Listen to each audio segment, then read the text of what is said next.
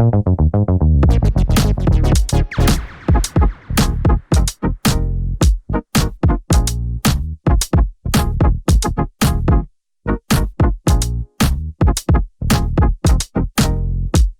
cracking, everyone? My name is Ryan, and today I'm going to be doing a comparison video between the KOSS Porta Pros, the KSC75s, and the KPH40. And I'm going to be doing this on a different way than what I typically do. I haven't listened to the KSC75s or the KPH40s yet. I'm going to be plugging them into my laptop over here and listening some tracks, and then I'll be recording my impressions of them right as you see them here. So these will be my first impressions, comparing them to the KOSS Porta Pros. I'm going to be listening to the same track for each one so I can get an even comparison from them. I'll be using my IFI Go bar, which is in the case here, that I'll be plugging in. So just a little bit different take of a video, a little bit different take of a comparison. So here we go. All right, so first up, I'm going to be listening to my Porta Pros. As I said, I got my IFI Go bar plugged in here, and first track I'm going to be sampling on the Porta Pros, and with the other, as I mentioned, is the song Don't Know Why by Norah Jones. It's one that I sample for all my headphones that I test. This is a great one for vocal presence, so let's check this one out.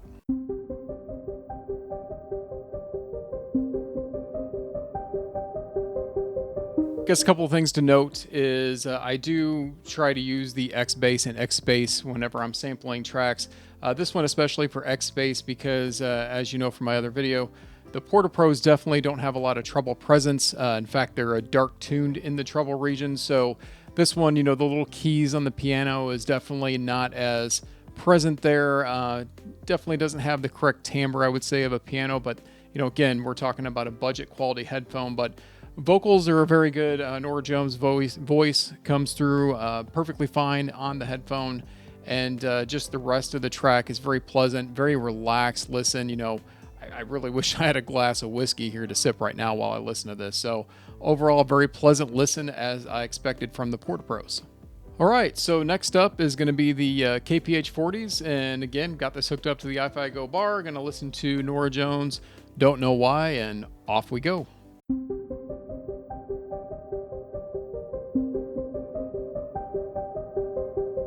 Okay, that was interesting. So the KPH40, I definitely get more air and more upper mid treble presence out of the KPH40 than the Porta Pros, for sure. I mean, there's no doubt about that.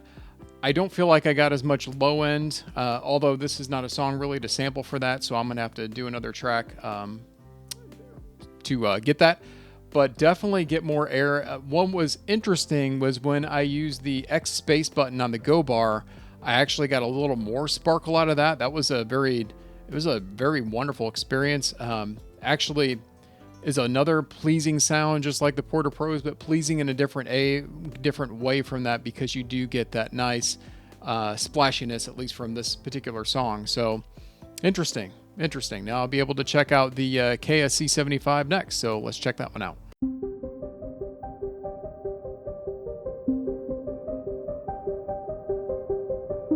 They definitely had a little bit more volume play to them. They seemed a little louder now. It could be because I think they are a little bit brighter than the KPH40. They're definitely brighter than the Porta Pros. I don't know about the low end, how that's going to be. I wasn't necessarily noticing that as much. But there's more air, there's more brightness to them, there's more peakiness to the treble on the KC75. So I actually want to go and try out a sibilance track next. So that's what I'm going to do. I'm going to leave these on because I really want to see if there is some sibilance in these, or if it's just happens to be that track. So let's move on to that next. All right, so I'm in the mood for having my ears bleed today. So I'm going to go ahead and throw on the song Wolves by Selena Gomez, because if you want to find out if there's sibilance, that naturally has sibilance, and it can be expressed pretty bad in sibilant tuned headphones. So let's go ahead and check it out.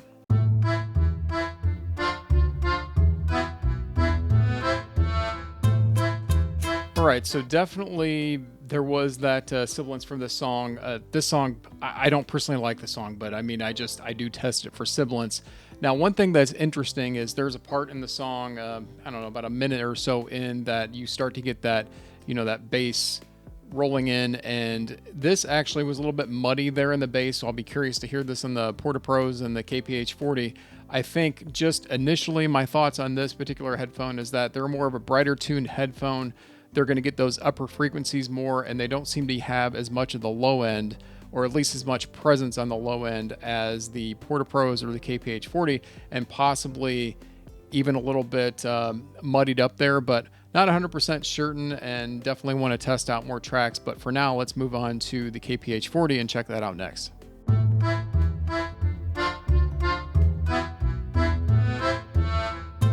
All right, so with the KPH40s, yes, definitely there's not as much of the high end here as there was on the KSC75s. The sibilance wasn't near as bad on the KPH40. The bass line that rolls in, like I said, around that 1 minute mark. It's also kind of muddy on this one too, so this could just be the track is just poorly mastered, which if that's the case, we'll move on to something else, and I'm not going to give a verdict on that yet, but we're going to move on to the Porta Pro and see what that one's like.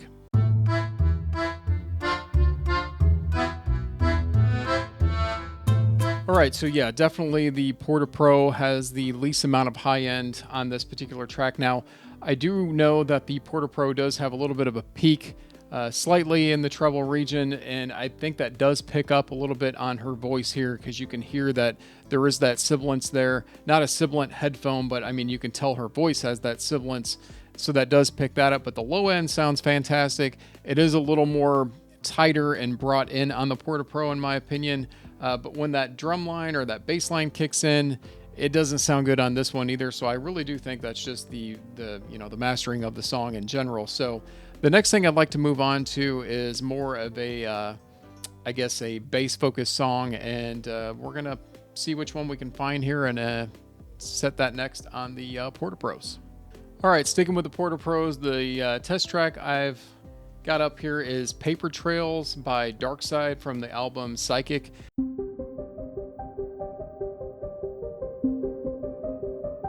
On this track, the bass line and everything just really is emphasized on the Porta Pros. You can definitely tell that there is, that the mid-range and the treble part peaks through, but doesn't peak through quite as much. This is definitely overpowered on the low end of the Porta Pros. Kind of, I guess a tip of the hat to the dark tuning of the Porta Pros, whether you like that or not. So this is going to be interesting on the other two. So let's go ahead and, you know what, we're going to check out the KSC75 next.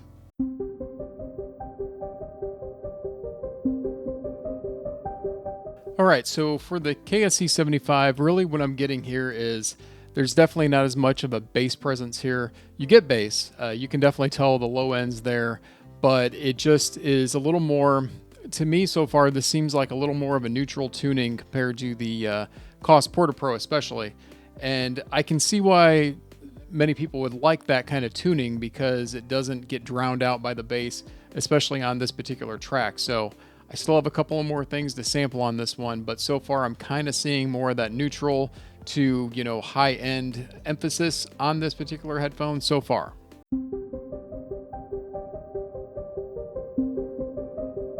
This is going to be a tough one to call. So the KPH40 is definitely closer to the Porta Pro tuning to me.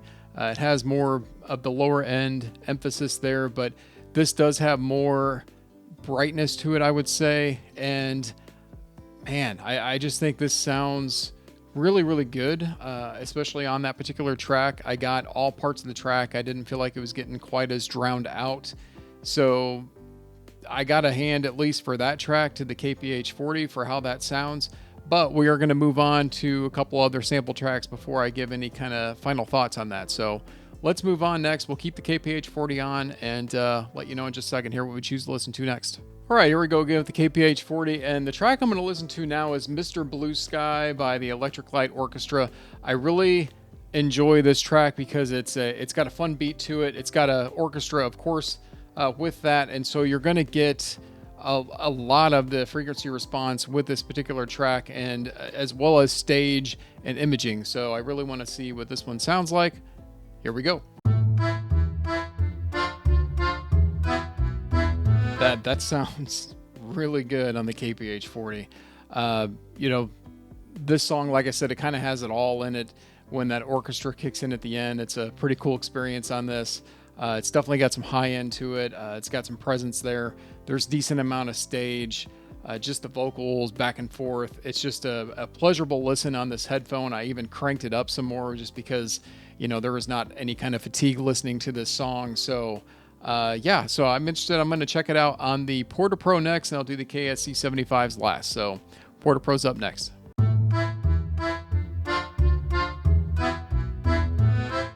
All right, so this is kind of the tale of two preferences in one song, and it's interesting. So for the Porta Pro, the very beginning of this track is so good on the Porta Pro, and I think that's because that first part of the track really lives in the mids, in that medium mid-range to even somewhat of the lower mid-range. The voices, it's just very much in your ear and just sounds excellent on the Porta Pro.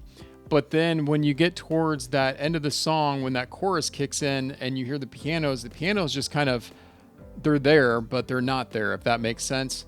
And that part definitely sounded better on the KPH40. So this is kind of where, in my Porta Pro review, I remember thinking that classical music would not be something I would necessarily consider for the Porta Pro. And I think this is a good example of that. Like I said, the beginning of the song sounded fantastic on this, though, so I'm kind of torn there. Either way, it was a relaxing listen, was fun, was engaging, so now let's check it out on the KSC75. On that track, this one sounded the most clear, the most, I guess, analytical, even though this is not neither of the KOSS are very analytical in that sense, but this could be even a little bit better on classical than something like the KPH40. I could hear just the instruments a lot more clear on this. It just had an overall clear tone to it, which tells me that this definitely has the least amount of low end to it, but that's not a bad thing. That's a preference thing, right? So yeah, very, very interesting. Definitely the imaging and everything was about the same. Stage was about the same on that, but yeah, just more clear if I could give it a one-word description for that particular track. So we're going to listen to one or two more and come up with some conclusions here. All right, sticking with the KSC75, I'm actually going to do a 2-track sample this time around. I'm going to listen to Tom Waits' I Hope That I Don't Fall in Love With You, and then I'm also going to listen to Back in Town by Florence and the Machine. The difference between those two songs, they're both very vocal present. Tom Waits has a little more of the instruments going, and then Florence and the Machine is very present. If this is a vocal focus type listen, I'll definitely get that out of that. So I'm going to listen to both. I'm going to kind of zip through this and let you know in a minute here what I think of that on the KSC75. KSC75. So first of all, with Tom Waits' song, that one, it was just a very cool experience because you definitely get the presence of how the stage was set up or how the recording was set up with, the guitar here, and you got a guitar over here that you can hear strumming. You can hear his vocals very clear with that ever so slight pluck coming out of the left ear. Just sounded, again, very clear on the KSC75. And then Back in Town, Florence and the Machine is just a beautiful recording, if you like her voice, of course, but you could tell she was very front forward in her presentation of the song, and then you could hear, the background singers in the back, and definitely could tell that they were behind her, and she was definitely the focus of that song, and just sounded incredible on this headphone, honestly, and just pretty cool. I mean, we're talking a $20 headphone right here, but it sounded really, really cool, again, on the iFi Go bar. So anyways, we're going to get on to the KPH40 and see what we get with that. Definitely not as clear and present as the KSC75. I mean, these were definitely two vocal-focused tracks. I will say that, for Tom Waits' song, it was more of a blended-in performance. I didn't really get that separation quite as much. Definitely didn't get that for Back in Town. She was much more in with the rest as opposed to kind of hearing the chorus and everything behind her. She sounded more involved with everyone. Not to say that that's a bad thing. That's actually, I think, a really cool thing that I heard on the KSC75. Now, I did use the X bass button during Back in Town, and on the Go bar, what that did was that did present her out forward, kind of like it did in the KSC75. The only problem I had there was during the quiet moments, you could definitely hear that air and that white noise type sound coming through, but it was a better sounding experience for her vocals. So very interesting. I already think I know what's going to happen with the Porta Pro, but we're going to listen to that next on the Porta Pros. For both of these songs, and this is going to be a little bit of a side note on the IFI Go bar, the X bass on the KOSS Porta Pro with a vocal focused track such as the two of these sounded fantastic. Yes, I did get a little bit of that air white noise that I mentioned on the KPH40s, but it wasn't quite as much. Definitely on the song I Hope I Don't Fall in Love with You, the guitar was definitely more present on the Porta Pros. Again, probably part of that frequency range that it was in the mid-range. It just sounded really good, and this was a very, again, just relaxed experience. I just picture, sitting at a cocktail table or something like that with the candle going and a glass of whiskey or wine, whatever your preference is, and just sitting back and chilling and listening to the music. And I just got encapsulated and just got completely, closed in with that experience. And that was cool. Very, very cool on the KOSS Porta Pro. So, all right, we are back, and this is going to be pretty much off the top, guys. So the first thing I'm going to start with is comfort and build for all three of these. And I'm going to tell you right now that when it comes to build, I probably would have to give it to the Porta Pros or the KPH40 for the build in general, just because, they do have the strap with them. I'm not a huge fan of the clip-on of the KSC75s. So I got to give the build to that. Furthermore, I would probably give maybe the build a little bit more of an edge to the KPH40 just for the newer type style of headband that it has.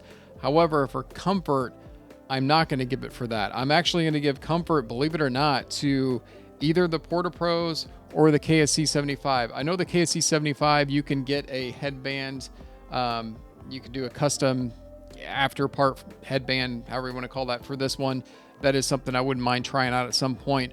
But the comfort of the Porta Pro, for me anyway, on my shape of head, it just disappears. It was a very nice listen going through this. The KPH40, I kept feeling it against my head here, and if I tried to lift it up even more, the clamp isn't as much. They kind of droop down, so I definitely felt it more in the top of my head for, again, my shape of head with the KPH40. So Porta Pros is probably where I'm going to lie with my comfort.